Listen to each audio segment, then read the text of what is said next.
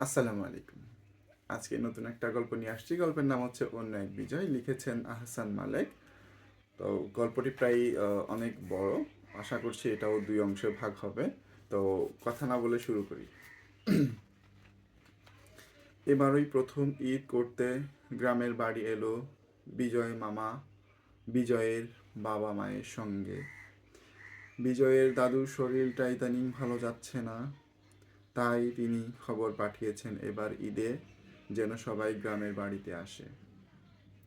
তার যথেষ্ট বয়স হয়েছে, তিনি চান তার ছেলে মেয়ে, নাতি নাতনি, মেয়ে জামাই, ছেলে বউ নিয়ে একসাথে ঈদ করতে। খবরটা বিজয়ের কানে গেল, আনন্দে সে লাফিয়ে উঠে বলে, আমরা কবে যাচ্ছি বাবা? অফিস ছুটি হলেই। আমরা কিসে যাব বাবা? বাসে না ট্রেনে? বিজয়ে যেন তার তর সইছে না। পারলে এখনই রওনা দেয়, এমন মনে অবস্থা। দেখি যেটার টিকিট পাওয়া যায়। ঈদের সময় টিকিট পাওয়াটা ভাগ্যের ব্যাপার। ট্রেন চড়ে ঈদের আগের রাতে বিজয়েরা দাদা বাড়ি এসে পৌঁছায়।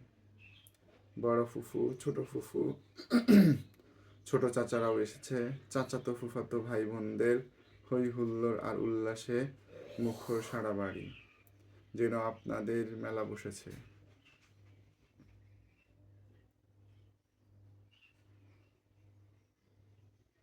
চাচাতো ফুফাতো ভাই বোনদের হই হুল্লোড় আর উল্লাসে মুখর সারা বাড়ি, যেন আপনজনদের মেলা বসেছে।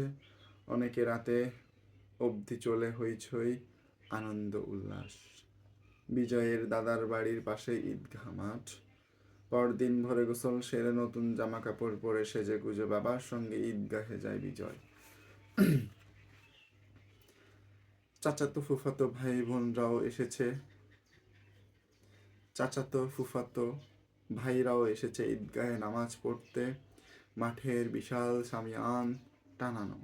মাঠের দক্ষিণ পাশে নদীর কোলে ঘেঁষে মেলা বসেছে রকমারি পণ্যের। খুশিতে বিজয়ের চোখ চকচক করে ওঠে। বাবা বলেন, আমি একটু মেলায় ঘুরে দেখি বাবা। দেখবে? তবে নামাজের পর। তো আজকে এতটুকুই থাকবে, ইনশাল্লাহ পরবর্তী আমরা আলোচনা করব। আসসালামু আলাইকুম।